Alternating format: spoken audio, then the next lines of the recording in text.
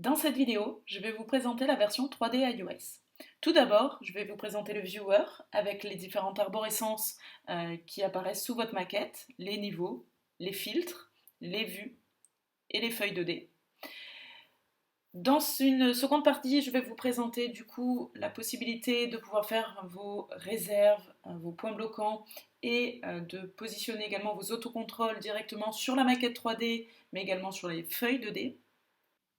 Et pour terminer, je vais vous présenter l'avancement de travaux que vous pouvez faire directement sur votre maquette 3D au global ou sur une feuille 2D que vous allez sélectionner et sur laquelle vous allez pouvoir stabiliser les équipements terminés ou non pour que le calcul de l'avancement de travaux soit fait automatiquement par équipement et par niveau. Sur la version web, vous retrouvez le pourcentage d'avancement donc par équipement, et quand vous rentrez dedans, vous avez tous les détails avec le pourcentage d'avancement de la pose des équipements.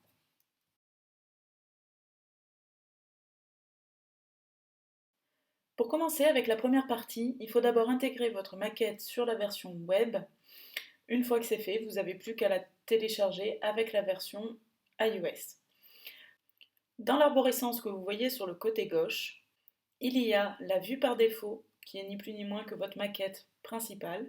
Vous avez également les différents niveaux qui sont représentés au sein de votre maquette. Donc ici par exemple, je vais sur le niveau rez-de-jardin. Donc ces niveaux sont classés automatiquement dans Funbeam. Vous n'avez pas besoin de faire quoi que ce soit. Ici, ce sont donc les filtres que vous avez au préalable paramétrés avec la version web. Donc, on peut faire des filtres par niveau. On peut également faire des filtres par niveau et par équipement. Voilà, vous pouvez faire différents types de filtres que vous pouvez ensuite afficher au sein de Funbeam. Donc ici, on est sur l'étage du deuxième niveau sur les équipements coude lisse. Vous avez ensuite la possibilité d'afficher vos vues 3D. Donc les vues 3D sont ni plus ni moins que des zones que vous avez créées avec votre outil de conception. Voilà, et après vous pouvez du coup naviguer dans votre modèle avec, comme vous le voyez, les différentes observations formulaires dessus et la possibilité du coup de voir les différents équipements avec les propriétés de ces équipements-là apparaître sur l'écran. Vous avez aussi la possibilité de naviguer dans vos feuilles 2D. Donc les feuilles 2D, c'est ni plus ni moins que des coupes de la maquette 3D que vous avez également créées avec votre outil de conception. Et donc ces feuilles 2D, les opérationnels vont pouvoir positionner donc les observations, les formulaires et faire l'avancement de travaux. Et toutes ces annotations vont se dupliquer sur la maquette 3D principale. Et comme vous pouvez le voir, ces feuilles 2D, les éléments sont cliquables. Et vous avez toutes les propriétés qui apparaissent dans Funbeam. Je vais maintenant vous montrer comment naviguer dans votre modèle. Donc une fois que votre modèle a terminé de se télécharger, vous avez en haut une barre de navigation. Cette barre de navigation, c'est Forge qu'on utilise pour la partie Viewer. Donc vous avez la possibilité avec la main de sélectionner un objet. Vous avez également la possibilité de zoomer, dézoomer avec cette fonction. Le petit bonhomme, c'est pour se déplacer directement dans la maquette. Alors vous pouvez double-cliquer sur un objet de votre maquette pour aller plus vite. Il y a le joystick qui vous permet de naviguer sur votre maquette assez facilement. Ici, vous avez la possibilité de faire des éléments de mesure que vous allez au préalable paramétrer, la possibilité de faire des coupes, de voir vos dossiers avec vos feuilles 2D et vos vues 3D qui sont toutes représentées ici. Il vous suffit de cliquer dessus pour aller sur la bonne vue et la bonne feuille.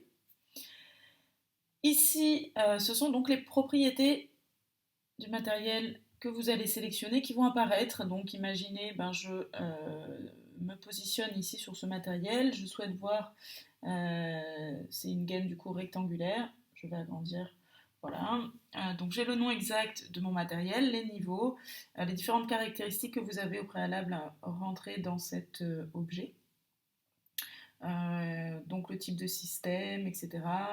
Les cotes qui apparaissent également. Les données d'identification, enfin voilà, toutes les caractéristiques que vous avez intégrées, les propriétés de cet objet que vous avez intégré dans votre maquette apparaissent sur tablette. Pour la partie lien externe, vous avez en haut à droite la possibilité de voir afficher les différentes maquettes que vous avez intégrées en lien externe sur la version web et vous n'avez plus qu'à sélectionner du coup la maquette en question. Alors vous pouvez même en sélectionner plusieurs si vous le souhaitez. Ici par exemple la maquette gros œuvre et plomberie qui vont du coup se superposer à ma maquette CVC initiale. Et je peux me balader dans la maquette avec les différents lots superposés entre eux. Je vais maintenant vous présenter les observations, le fait de pouvoir poser une réserve, le fait de pouvoir mettre une fiche d'autocontrôle également sur un équipement et de faire vos avancements. On va commencer par exemple, poser une réserve sur un équipement. Donc vous avez pris au préalable la petite icône qui est sur le côté et vous allez positionner votre pastille. Donc ici, on vous demande du coup de prendre une photo.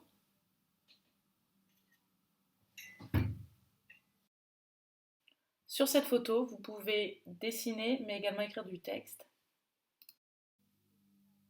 Décrire donc la description de votre problème. Vous rattachez ça à un lot ou à une personne. La date de fin au 22 novembre et j'enregistre ma pastille. Cette pastille du coup porte le numéro 109, elle va se dupliquer sur la version 3D globale et vous avez la possibilité de faire évoluer l'avancement. Donc la pastille numéro 109 changera de couleur quelle que soit la vue sur laquelle elle est positionnée. Si par exemple le bureau d'études vient changer cet objet de place, la pastille va migrer avec lors de la mise à jour de l'indice de la maquette. La pastille est réellement rattachée au GUID de l'objet. Pour les formulaires, c'est pareil, vous prenez du coup vos fiches d'autocontrôle et vous allez positionner cette fiche sur votre équipement. Vous avez la possibilité de prendre une photo, de mettre une date de fin. J'enregistre mon document et là, ce document, vous pouvez le compléter, le signer, l'envoyer directement par mail si vous le souhaitez ou l'enregistrer et votre document a été complété. Pour l'avancement, donc l'avancement se fait sur annotation. Quand vous cliquez pour la première fois, les équipements sont en rouge et il ne vous reste plus qu'à indiquer si vous avez posé ou non ces équipements. Donc vous n'avez plus qu'à les sélectionner en zoomant dessus et en sélectionnant les différents équipements qui sont sur votre feuille 2D et à sauvegarder une fois que c'est terminé. Cet avancement, vous pouvez également le faire sur vos vues 3D, mais également par niveau, mais aussi sur les filtres que vous avez au préalable paramétrés sur la version web. Et pour terminer, vous pouvez également les faire sur la version de la maquette 3D globale. Vous retrouverez le calcul de ces avancements directement sur la version web de votre projet où on y affiche, selon la vue sélectionnée, le pourcentage d'avancement par équipement.